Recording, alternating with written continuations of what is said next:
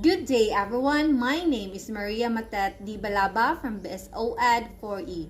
This video presentation tackled about the most important treaties in the world history. So one of the most important treaties that marks in the world history that I chose to represent is the Treaty of Paris 1783.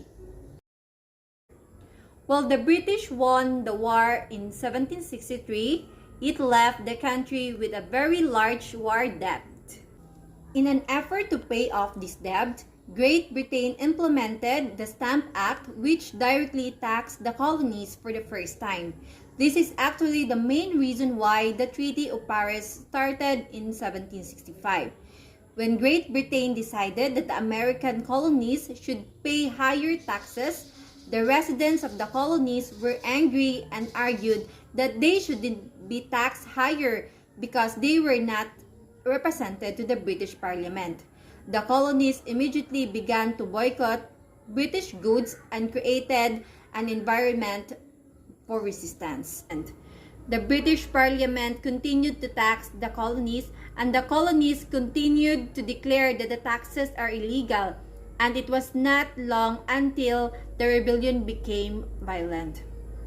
In 1774, the colonies formed the First Continental Congress and began to develop a plan to work with the British Parliament.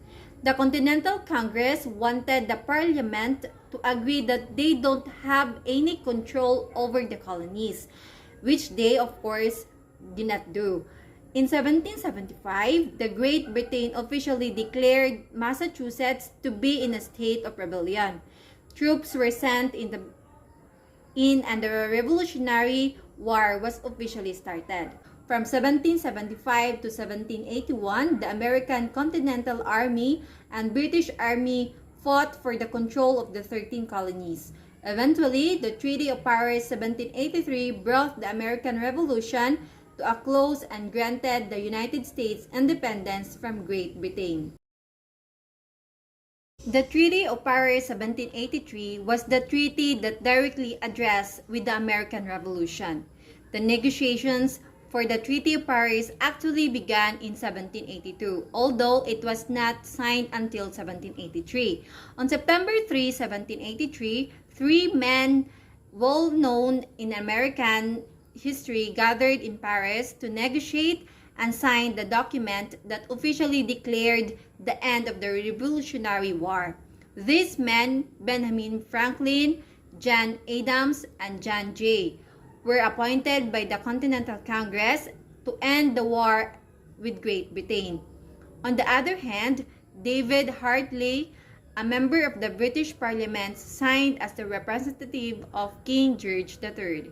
The Treaty of Paris consisted of 10 articles which outlined the conditions to peace between the United States and Great Britain.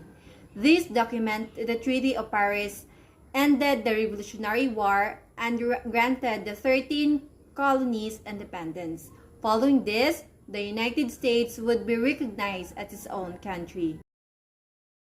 The Treaty of Paris signaled the end of the war and the beginning of a new period of peace between United States and Great Britain. The Treaty of Paris is beneficial to United States and British by the terms of the United States-Britain Treaty. Britain recognized the independence of the United States with generous boundaries to the Mississippi River but retained Canada. Access to the Newfoundland fisheries was guaranteed to Americans, and navigation of the Mississippi was to be open to both British and United States. Great creditors of neither country were to be impeded in the collection for their debts, and Congress was to recommend to the states that American loyalists should be treated fairly and all their confiscated property must be restored. Thus, this treaty has a significant impact in order to have a peace to both countries, to stop the war and greediness. The treaty will serve as a way that each countries will reunite and help build a nation that is beneficial to everyone. So that will be the end of my presentation. Thank you and God bless.